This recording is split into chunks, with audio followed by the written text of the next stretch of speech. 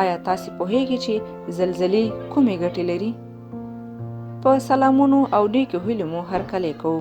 خدای دې وکړي چې ټول به راته روغ جوړ او خوشحاله یاستئ. په ننني مطلب کې به تاسو ته د زلزلې ګټې او زلزلې ولې رامنځته کیږي ووایو، خو د مطلب د شروع کېدو نه مخکې زموږ د سحر میډیا چینل در سره هرومرو سبسکرایب کړئ. زلزلې 3 عمده ګټې لري.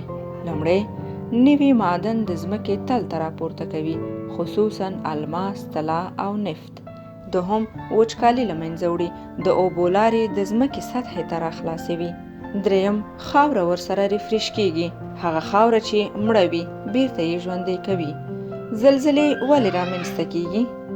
حضرت ابو هریره رضی الله تعالی عنہ روایت کوي چې نبی کریم صلی الله علیه وسلم فرمایي، کله چې سړی د ښځې اطاعت او د مور نافرمانی وکړي، کله چې د یو کس عزت د هغه د ډار له وجې وشي، کله چې بد ملګری نږدې او پلار له ځانه څخه لرې کړي، کله چې بدترین خلک د قوم او ملک مشران شي، کله چې علم د دین څخه بغیر د بل څه لپاره زده کړی شي، کله چې په جومات کې غوغا او شور شروع شي، کله چې د یو قوم او ټولنې لارښوونې فاسق سړي ته پاتې شي، کله چې شرابي شراب شروع کړي، کله چې خلک د سندرغاړو ډمانو سره راشه درشه ډیره کړي، کله چې د غنیمت مال د خپل ځان وګڼل شي،